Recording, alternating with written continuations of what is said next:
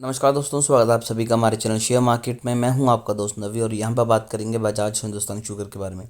Company के results को check करेंगे, साथ साथ आपको बता दूं कि प्रेडिक्शन लगाएंगे कि कंपनी के रिजल्ट कैसे आ सकते हैं, चार्ट पे कंपनी क्या बोल रही है।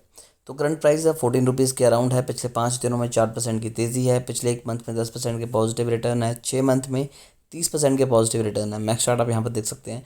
ये वही चार्ट है जो कुछ टाइम पहले रेड में था, अब ये ग्रीन में हो चुका है। तो किसी भी शेयर में इन्वेस्टमेंट करने का थंब रूल ये है कि उसका मैक्स चार्ट ग्रीन में होना चाहिए। तो ये एक अच्छा साइन है। देखिए, इस कंपनी के बारे में मैंने भी काफ़ी ज़्यादा नेगेटिव वीडियोस बनाई थी और मैंने कहा था कि कंपनी डूब जाएगी और वो चीज़ें बिल्कुल सही थी। उसके बाद कंपनी ने एक ऐसा कदम उठाया जिसने सभी को बिल्कुल कॉइन को ट्विस्ट कर दिया। पहला रीज़न ये था कि कंपनी के ऊपर डेट बहुत ज़्यादा था और कंपनी ने कहा कि हम अपना डेट क्लियर कर देंगे, और उसकी गलती चलते कंपनी ने यहाँ पर अपने डेट को कम भी किया। काफ़ी हद तक कम करने के बाद ये चीज़ क्लियर होगी कि कंपनी अब सीरियस है अपने होल्डिंग को इंक्रीज़ करने के लिए। मार्केट कैप की बात करें तो 1772 करोड़ है। रिटर्न ऑन इक्विटी नेगेटिव है, return on capital employed negative है। एक अच्छा साइन ये है कि बुक वैल्यू 16 की है और करंट प्राइस 13.4 के अराउंड है, यानी कि स्टॉक अपनी बुक वैल्यू से नीचे ट्रेड कर रहा है। 6,000 करोड़ का कर्जा था जो कि अब मात्र 4,598 करोड़ रह चुका है। तो और कर्जा अभी भी है, लेकिन उस हिसाब से कंपनी के पास तकरीबन 2,000 करोड़ का यहाँ पर रिजर्व भी है। तो उसके बाद भी कर्जा है, बट कंपनी उसे उतार सकती है। सेकंड चीज़ ये है कि कंपनी की सेल्स इंक्रीज़ हुई थी। यहाँ पर देखिए 7% कंपनी की सेल्स इंक्रीज़ हुई, प्रॉफिट इंक्रीज़ हुआ था।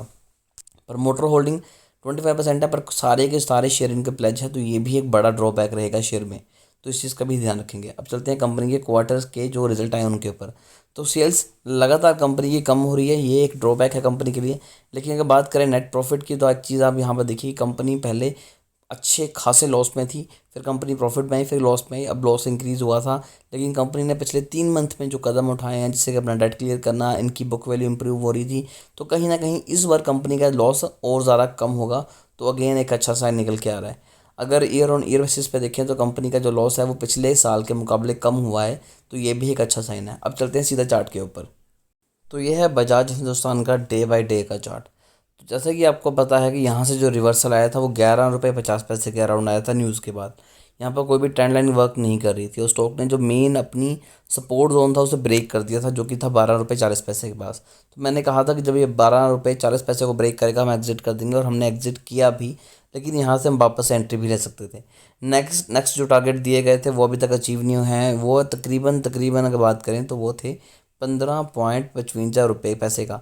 अगर 15.5 रुपये के लेवल कोई ब्रेक करता है तो उसी के बाद स्टॉक में एक अच्छी खासी तेज़ी आ सकती है। अभी भी स्टॉक में कैपेबिलिटी है ऊपर जाने की, बट फिर भी कंपनी को काफ़ी ज़्यादा स्ट्रगल करना पड़ेगा।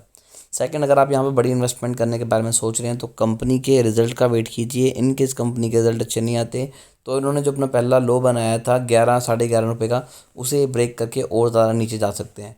ओवरऑल अगर बात करें आज की, तो स्टॉक ने जो हाई बनाया था वो तकरीबन तकरीबन यहाँ पे बनाया था 14.5 रुपये का, जो कि अब ट्रेड करता नज़र आ रहा है 13 रुपये 80 पैसे के पास। अर्निंग आने वाली है। अगर आप चाहते हैं कि अर्निंग भी आपको सबसे पहले दिखाई दे तो आप चैनल को सब्सक्राइब कर लीजिए। फिर भी अगर आपकी कोई भी क्वेरी रहती है तो कमेंट कीजिए, हमारी कोशिश होगी कि आपको एक अच्छी एडवाइस दें।